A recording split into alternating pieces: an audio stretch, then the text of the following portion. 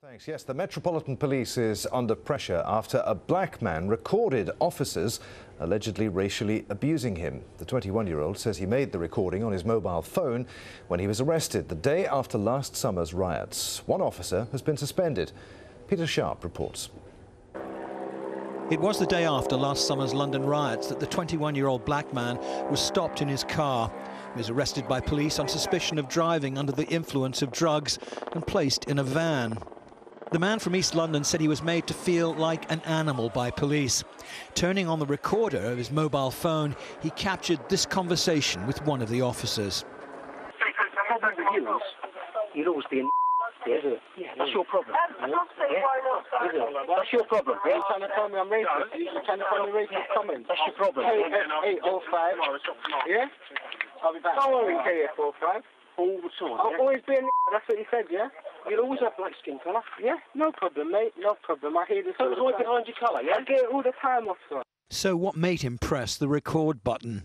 When we was in the van, they was already just talking about my family and about my mother, saying that she's like basically a whore and that, and saying that he's gone out with her and stuff like that, and bad things, sexual stuff. Like, just hearing that from an officer that's meant to be protecting the community and all that. A spokesman from Scotland Yard said, "We can confirm that the Metropolitan Police Service received a complaint alleging a man arrested on August 11th, 2011 was subjected to discriminatory behaviour, racial remarks, assault and oppressive conduct or harassment. These are serious allegations. Any use of racist language or excessive use of force is not acceptable." The man later handed his mobile as evidence to London's Metropolitan Police, but Britain's prosecution service initially decided that no charges would be laid against any police officers. We sought an explanation of the decision they had reached, pointed out what we considered to be the flaws in their decision and asked them to reconsider it and put them on notice that if they didn't, we would ask the High Court to look at it in a judicial review. Following pressure from the young man's lawyers, Britain's Crown Prosecution Service has reopened the file. It says all evidence will be reconsidered and a fresh decision taken by a senior lawyer not previously involved in the case. Peter Sharp, AlJazeera in London. Joining me now is Nathan John, who works with young black Londoners. What do you make of what you've just seen and heard? Personally applaud, and offended by what I've heard. But sadly, for many young people, that's the norm. It's the norm? It's the norm, sadly, for certain communities, for certain estates. If you're wrong colour and you're wearing the wrong type of clothing, you're going to get abuse, physical or verbal.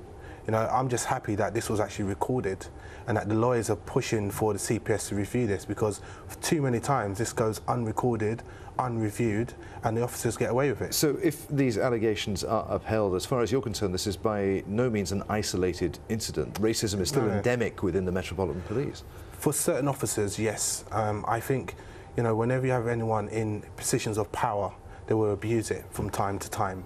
And, if you go back to Stephen Lawrence and go further way back from then and even closer, you're going to see many cases where officers sadly aren't doing what they should be doing, and that should be building up trust within their communities and serving.